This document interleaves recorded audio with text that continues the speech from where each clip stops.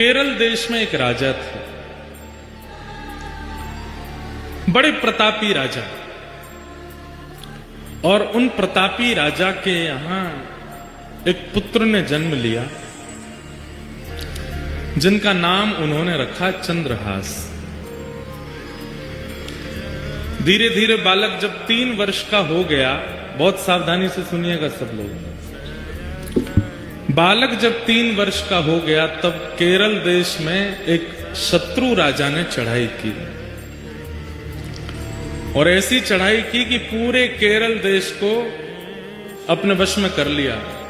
अनंत संख्या लेकर के सैनिकों की आया, पूरे केरल देश पर आक्रमण कर दिया। उस आक्रमण में राजा मारे गए, सैनिक मारे गए।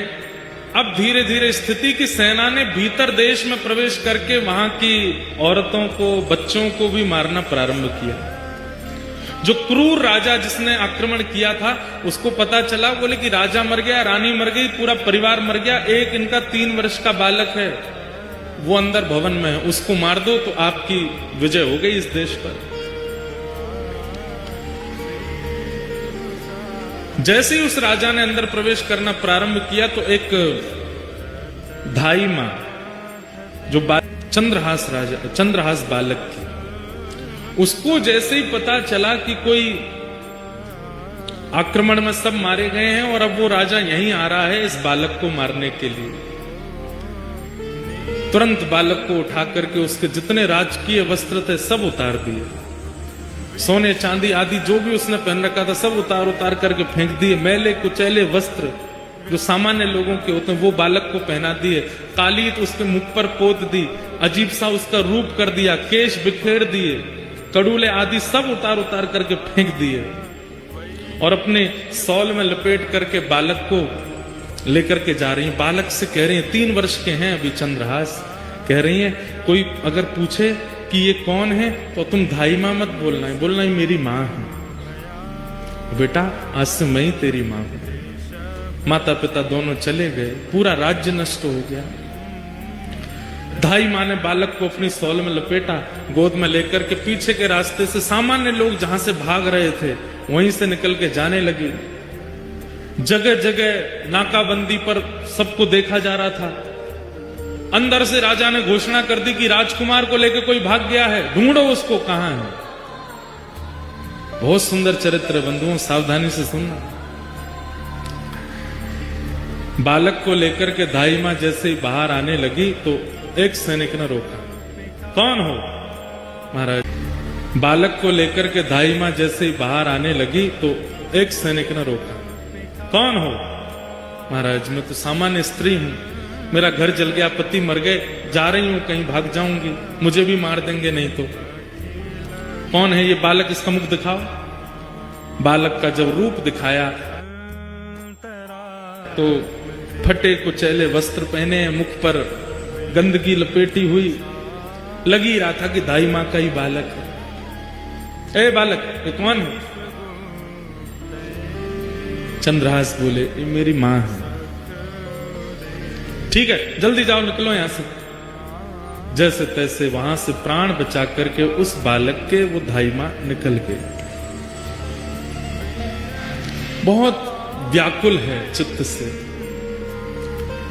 इतनी दूर जाना है कि कहीं से भी उस राजा को ये राजकुमार मिल ना जाए। तो दक्षिण केरल देश से चलकर के वो मां उत्तर भारत तक चलकर के आई बालक को लेकर। महीनों लगे, साल लगे, कितना समय लगा पता नहीं। और ग्वालियर के पास में जो कुंतलपुर गांव जिसके बारे में हम लोग सुनेंगे, जहां के ये राजा बने कालांतर में, वहां पहुंच गए। वहां के तत्कालीन राजा कोई थे, उनके मंत्री थे, उसका नाम था दृष्टबुद्धि। क्या नाम था? दृष्टबुद्धि। दृष्टबुद्धि के पास जाकर के दाई मां ने कहा, मैं दासी हूं, बहुत निपुण हूं, आप मुझे जो काम कहेंगे मैं करने को तैयार हूं, मुझे कोई नौकरी दे दीजिए।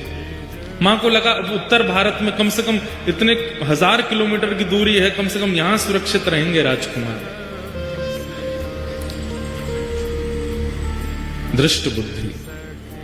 दृष्टबुद्धि कुंतलपुर के राजा के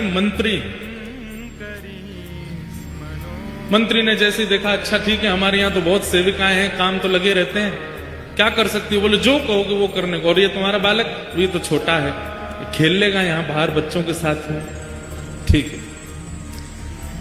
और वहां उस धाई मां को एक नौकरी मिल गई, राजा के दरबार में कुछ काम आदि करती। और चंद्रहास राजकुमार,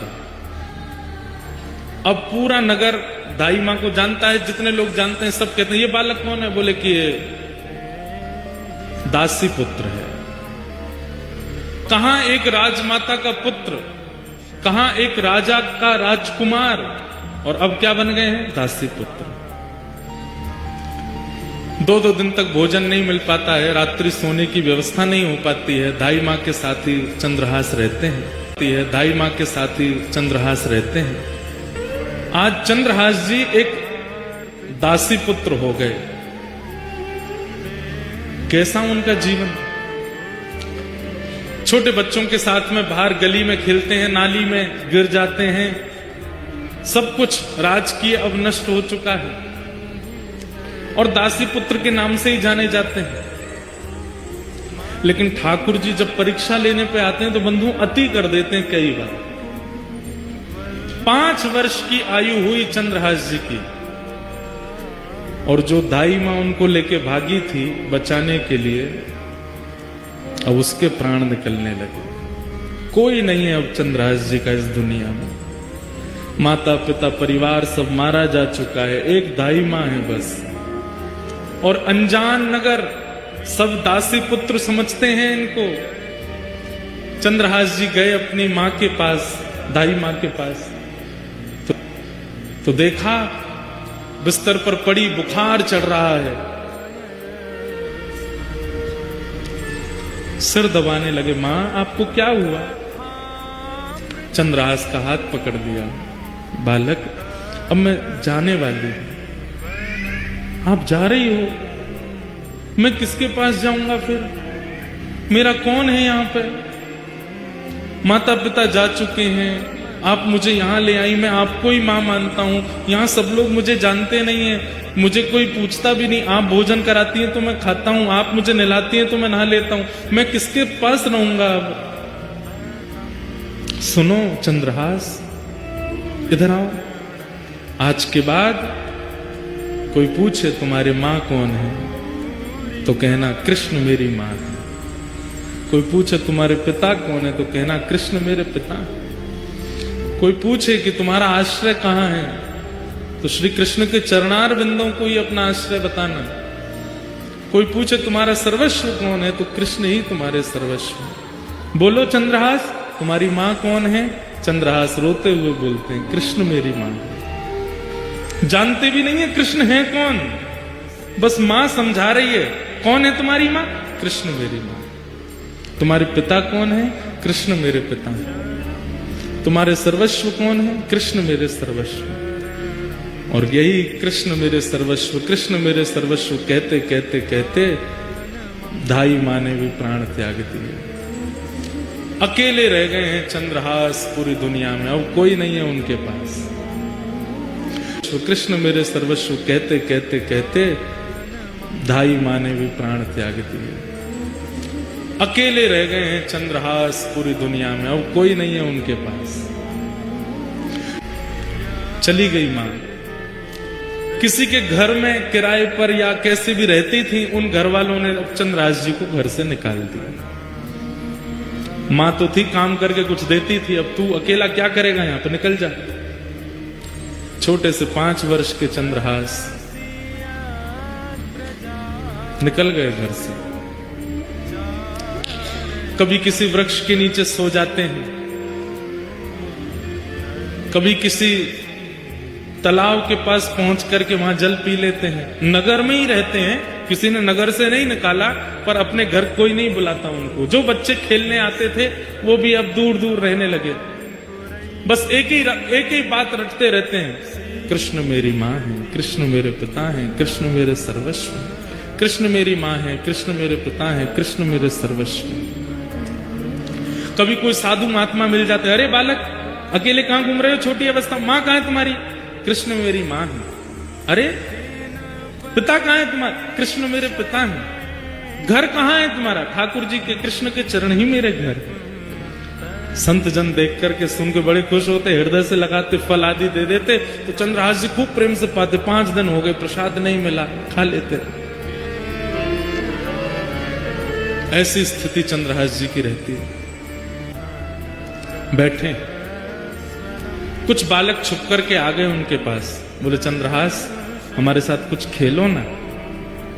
बोले कौन सा खेल खेलोगे? बोले तुम बताओ, वही खेलेंगे। बोले बाकी खेल तो मुझे नहीं आते, कीर्तन रूपी खेल आता है। बोले कीर्तन रूपी खेल ही खेलो। बोले इसमें क्या करना पड़ता? बोले एक गाएगा, बाकी सब उसके पीछे गाएंगे। जीतेगा हारेगा कौन? बोले सब जीतेंगे, हारेगा कोई भी नहीं। कीर्तन रूपी खेल में कोई नहीं हारता, सब जीतते हैं। चंद्रहास जी अपने भुजा उठा करके चारों तरफ बालकों को बैठा करके कीर्तन करते हैं। सारे बालक चंद्रहास जी के पीछे पीछे गाते हैं। ऐसा मधुर संकीर्तन हुआ। गांव के लोग देखने लगे, अपने अपने बच्चों को भगा करके ले गए वहां से। मना किया था ना इसके पास मत आना, अभागा है, पता नहीं कहां से आया। इसकी मां का भी कोई परिचय नहीं, 2-3 वर्ष यहां रही, दासी बनकर के मर गई वो भी। अब इसके पास कोई नहीं आएगा, दूर रहते थे इससे। चंद्रहास जी एक पेड़ के नीचे बैठ करके केवल चिंतन कर रहे हैं, कृष्ण मेरी मां है, कृष्ण मेरे पिता हैं, कृष्ण मेरे सर्वस्व। चंद्रहास जी के जीवन में अब कोई नहीं है, सब छोड़ करके चले गए। मां चली गई,